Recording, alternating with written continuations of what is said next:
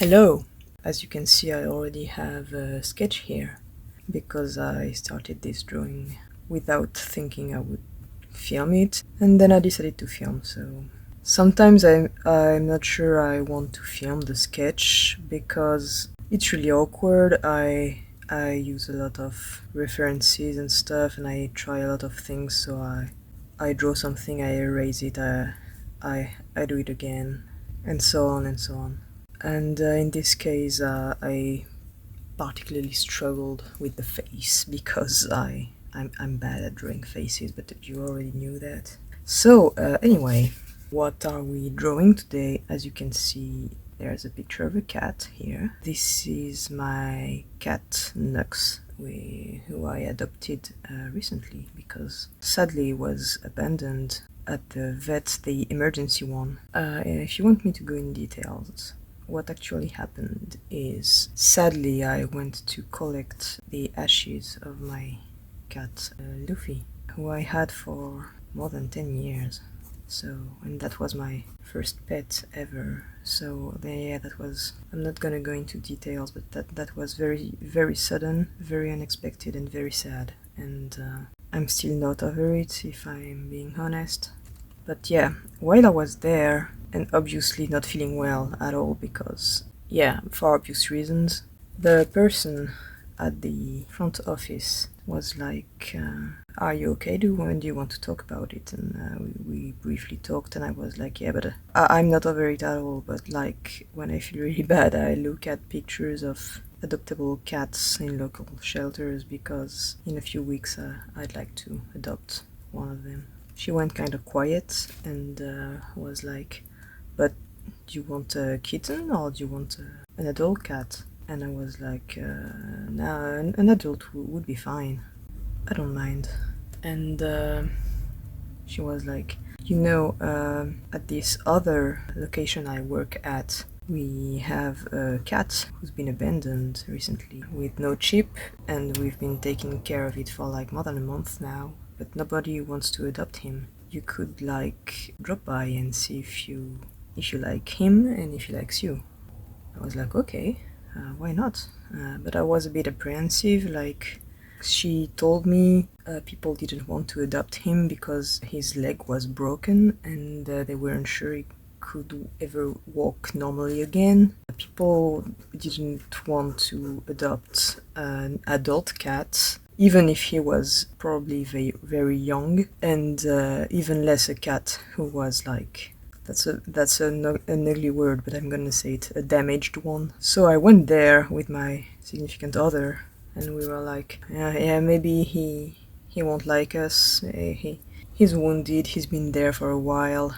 Maybe he's kind of distrustful. Maybe people don't want to adopt him because he's like not very nice. And they bring this cat, and it's the sweetest cat you've ever seen in your life.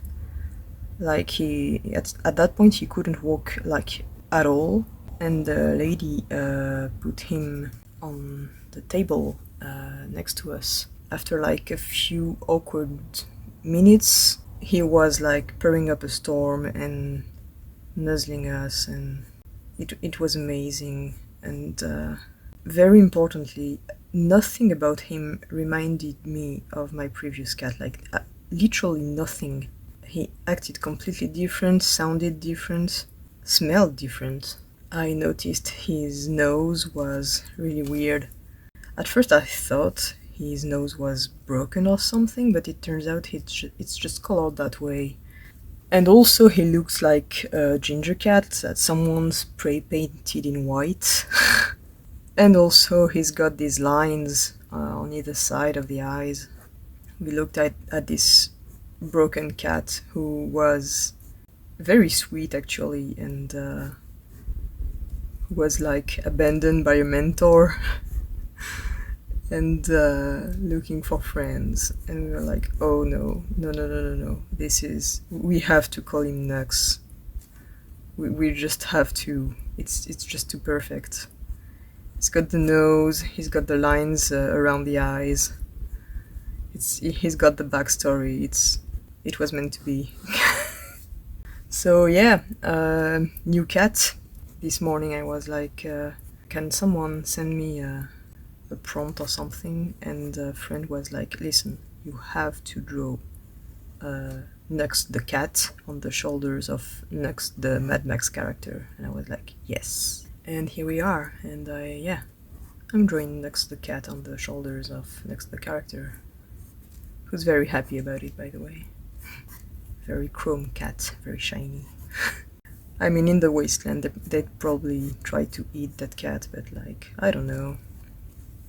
Max had a dog in the early movies, so there's also an old fan comic, which I'm gonna find and credit, by the way, when I edit the video, which I really, really liked, where Nux finds a cat and doesn't know what a cat is, but hears the purring and he's like, oh, there's an engine in there. And thinks it's the best animal ever because it sounds like a car engine, and wants to keep it. I'm not good at drawing human faces, and you know it. I just hope this won't look too bad once I color it. Look at his goofy smile. I didn't have a specific reference for this face. I have like 3 different references of Nux, the character, on my PC right now, and I mixed and matched to do the face I wanted with them. I'm usually not very good at that. I prefer to reference pictures directly because I'm bad at identifying human faces in general, which is why I rarely draw realistic ones, because my brain is not entirely sure what constitutes a normal human face and what's uncanny.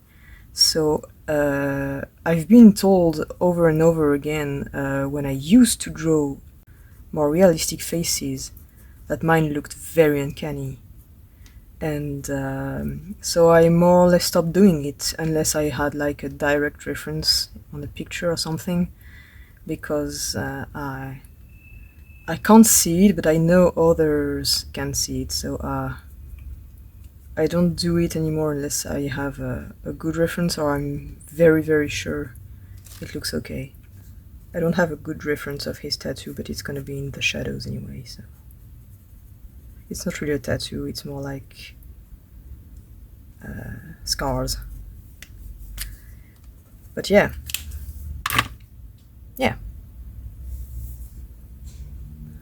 Time for some shadows, I think. To be honest, I'm very surprised we haven't heard the cat yet, because if there's one thing I've learned in like the week he's been there, it's that he's very, very, very chatty.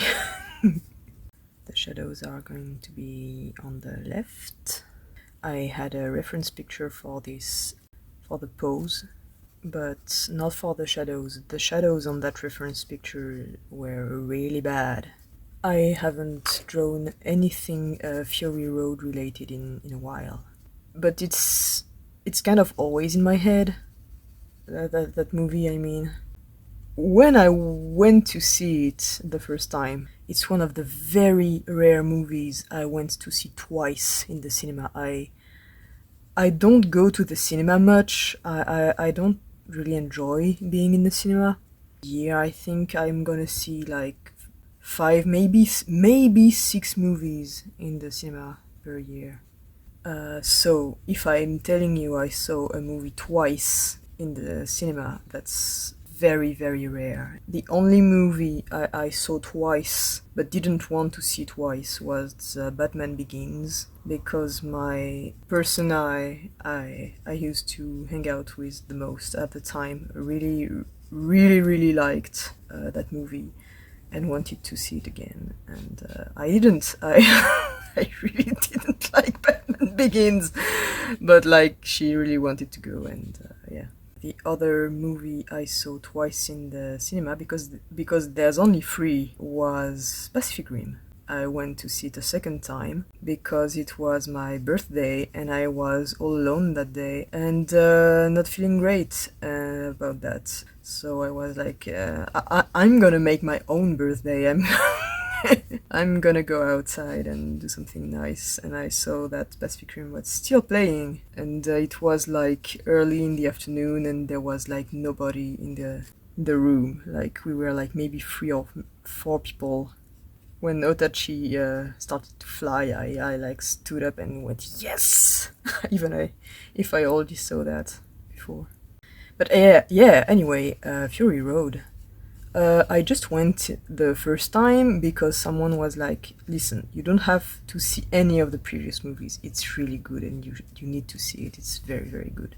I was like, "Okay," but like I hadn't seen a Mad Max movie before, so I didn't know what to expect, like at all. I knew the kind of thing that was in these movies. I knew it was about cars. I knew it was post-apocalyptic, a bit ridiculous, and that was about it. And let me tell you, that was an experience seeing Fury Road completely blind. I'm gonna tell you more about it once this has dried up a bit, and we can start adding more colors. I think we're doing good so far. I'm gonna start with brown because it's the easy part. So I was watching this movie for the first time in the cinema at the time. I have to say, usually I have a very hard time watching action movies, which is one of the reasons why I don't see many movies in the cinema. I have a hard time following the action sometimes. Most of the time, actually. Your attention has to go all over the place from one shot to another one. But the thing with Fury Road is, even before I knew it was edited well, I was amazed because I could follow every single action piece perfectly from start to finish, even though it was like an assault on the senses. Everything was loud, everything was colorful and vivid and brutal, but like it wasn't confusing for a single second, and I really really enjoyed that. This was such an intense experience to watch it for the first time on like a big screen, that it was kind of physical in a way, because there's a very very very long action set piece right at the beginning, from the bit where Furiosa is escaping with a war rig to the bit where Max and Nux are in the sandstorm. During all that time, it's non-stop action, non-stop. The whole movie is a giant chase scene, basically, but like there's some breathing room here and there. But that's the first part of this huge chase. And the thing is, I'm telling you this because the first time I was watching this, right after that first huge chase scene, there's like complete silence for a bit, and Max emerges from the sand and takes a deep breath, and his ears are ringing. And at that moment, I realized 2 important things in the cinema.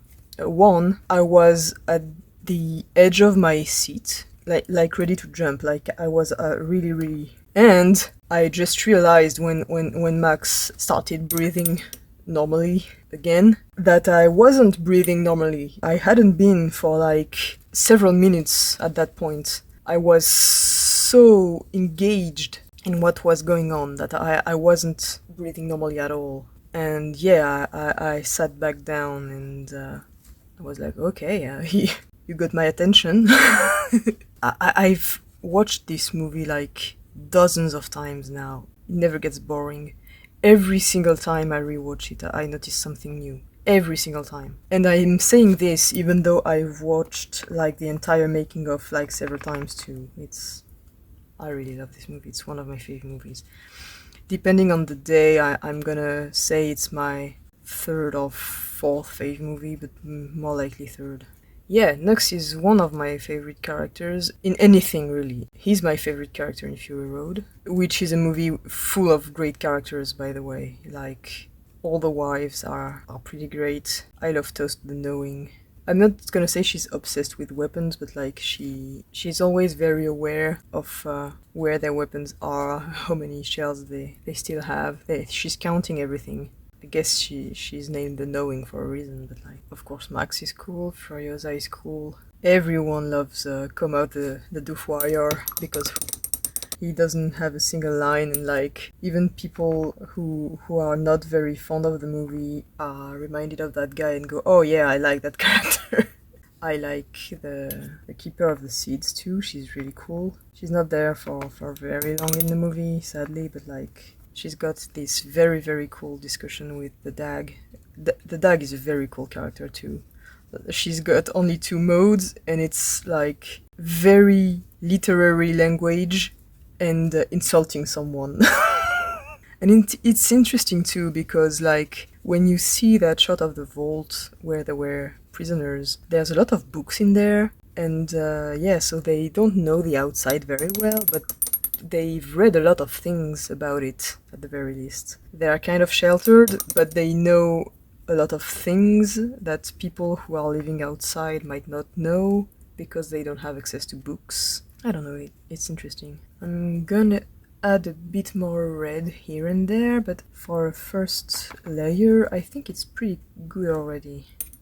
There's a specific thing I've been thinking about ever since I first saw this movie, about this whole book situation, because at some point when they are stranded, there's mud everywhere and the whole convoy stops, the whole chase basically stops. There's a bit where they use a dead tree to get the war rig out of the mud, and Nux is trying to help, and he's like, I'm gonna put this chain around that thing over there, and they're like, what thing? And Capable goes, he means the tree.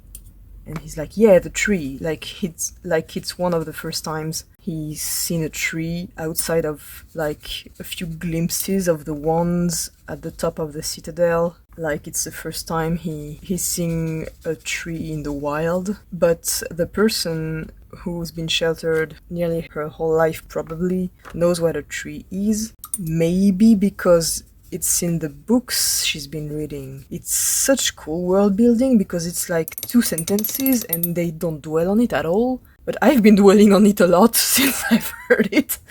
Like, trees are mostly gone from their world, and only people reading old books know about them, and people working on the very few trees left. I don't know, it's kind of chilling to think about, but also kind of cool. The world building in this movie is amazing. Like, there's so much of it in the dialogue, but like in a completely diegetic way. Like, there's almost no exposition apart from the opening, and it still completely works. I'm gonna let this dry. I'm not entirely sure yet how I'm gonna color this. I want it to be rather yellow, maybe a bit orange, but like I have to add darker colors first, otherwise it's not going to work. I have some sort of dark brown here, and a lighter one, a bit more like a light coffee color. So I'm going to add some patches of it here and there to do some sand, because they are kind of seen from above.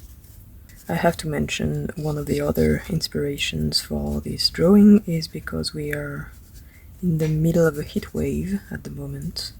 It's the end of August and it started.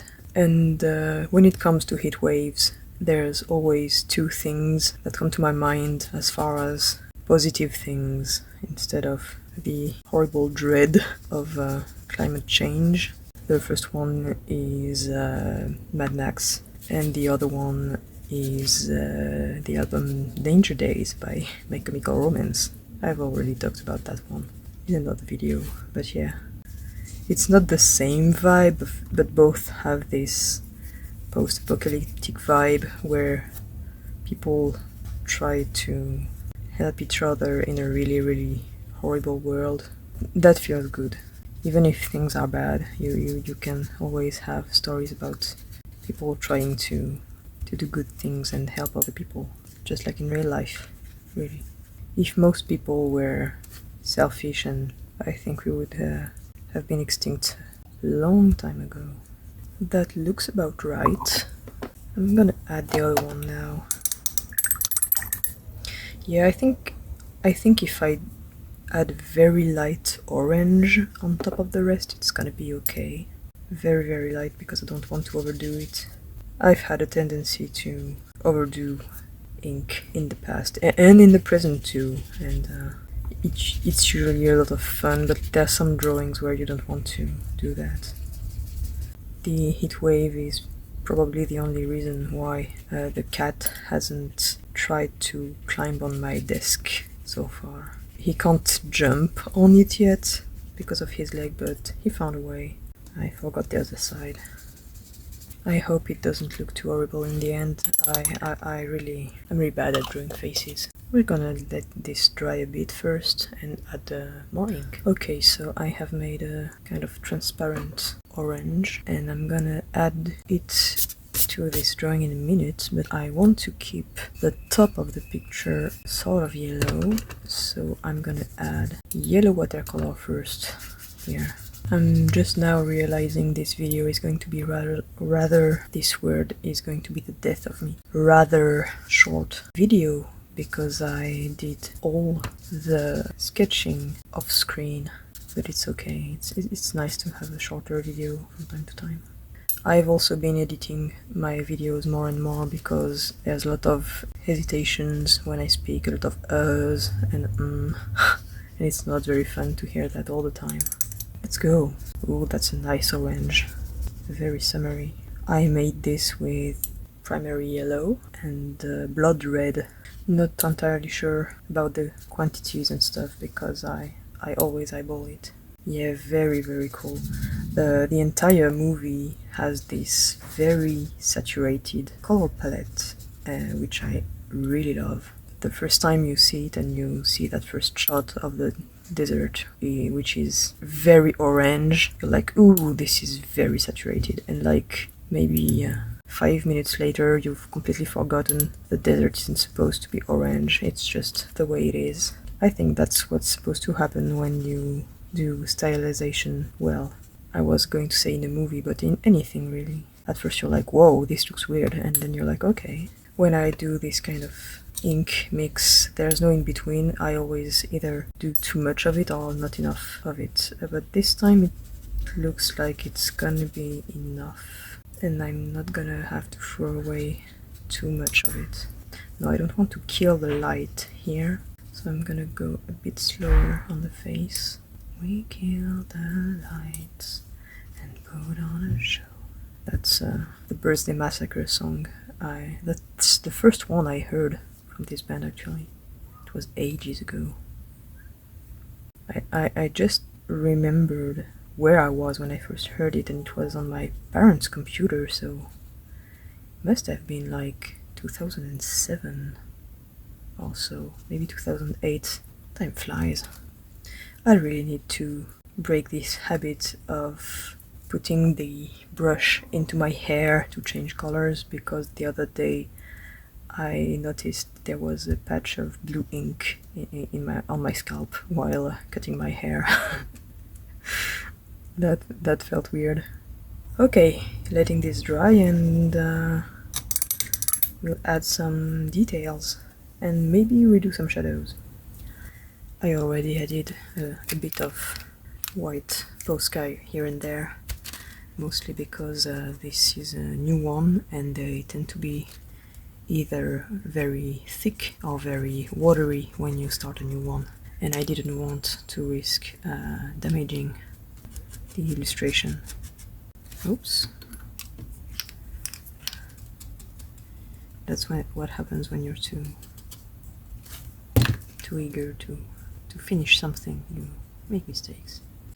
Okay, you know what we're going to do while I'm doing this? I'm just going to ramble a bit about the visual details I really like in Mad Max Fury Road, because there's a lot of them. Some of them you notice right away, and some you only notice when you're watching the making of. which is very good, by the way. It's kind of funny because you're under the impression filming this was absolute hell for the actors, but everyone involved in the designs and costumes and stuff seem to have had a lot of fun with it, and there's a lot of dedication put in there and a lot of skill too. I distinctly remember an interview where Miller was like, when people make post-apocalyptic things, one of the mistakes is to make everything look like garbage and drab, and historically humans have always tried to make beautiful things no matter the circumstances they were in. So a lot of the cars in the movie are decorated or personalized by their owners in various ways. There's a lot of fun details everywhere, which makes the movie feel really lived in. So yeah, I'm gonna just ramble about some of my favorite details in this movie, in no particular order. I think trying to list 10 of them is a good thing, so I'll know where to stop. To start with the obvious, Nux's design, let's say, has this detail where he has scars on his face, but like they form a very specific pattern, and I've seen a lot of people over the years in the fandom and stuff speculate that he fought with someone, or they were maybe self-inflicted or something like that. But if you look, he has this, very obviously, this broken nose thing going on, and there's a line on his left cheek and one on his right one. And if you look at his goggles, it becomes, I'm not gonna say obvious, but like, I think the intention, they didn't clarify in the making of, but still, I think the intention is he got into a car crash, fell onto his face with his goggles on, and they broke his nose and scarred his face, I think. Because it's like the exact outline of his goggles. And I thought about this recently when I fell on my face on my bike, and my glasses broke my nose in nearly the exact same way. I'm okay, by the way, if I haven't mentioned this yet. So that's the first detail. The second one is also about him, more precisely about his car, which is funny because all the cars in the Mad Max universe have these very cool names, like the Interceptor, the Giga Horse, the Bigfoot, and then there's Nux in the Nux car. I think it's funny. Anyway, Guy really wants everyone to know it's his car, because he wrote his name on the pedal, on the middle one, which I think is very funny. And there's some more details in this car, like there's another one we see right on the screen, which is this funny thing with a bird skull he put on the front of the car, which is very funny, I think. I don't know what kind of bird skull it is, maybe a crow, I don't know, I'm not sure. But also there's like some sort of mobile thing suspended inside the car. If you look closely, it's made of human ears. Kinda gross, but kind of funny as well. So that's two things. This is something kind of obvious, so I'm gonna mention it right away too. Max carries the IV tube strapped to his shoulder for the entire movie. It's not even a Chekhov gun at this point, it's like, yeah, I've got this, it's gonna be used eventually. You know it. I'm going to remind you it's there. I'm gonna briefly talk about Rictus, whose general vibe is like giant man-child or big baby. And there's the fun detail about that on his costume design, because his knee pads are made of flattened doll heads. The people eater, the guy running Gastown, the huge guy missing a nose, I think his name might be literal. It's never really confirmed anywhere, and it's hot as hell in the desert, but all his guys are like wrapped under layers and layers and layers of clothes, and I keep wondering if they're not missing some body parts, question mark. I'm always considering that when I rewatch it and I see these guys. There's one guy, a small detail that everyone noticed because it wasn't directly on screen, but there's one guy in the final fight who's carrying a road sign and using it as a shield. I think that was very funny. That was 6 out of 10, which is good because we're almost finished. What's written on Max's back is very scary because it doesn't only paint the idea of a society where people are objects, but like even their body parts have values separated from them, and everything is listed on their backs, like spare parts. And if you want to read something scary, just pause it when we see his back being tattooed, and it's really, really grim. That's something I only noticed because it was in the making of, but like the Giga Horse car has the logos of all the cars destroyed, arranged between the windshield and the wheel. And also the gas pedal of the People Eater's car has a dollar sign made of coins. This one I didn't notice because of the making of. It's like for a split second on screen. It's really cool. Next one is the entire war rig itself, because how Furiosa customed it is amazing.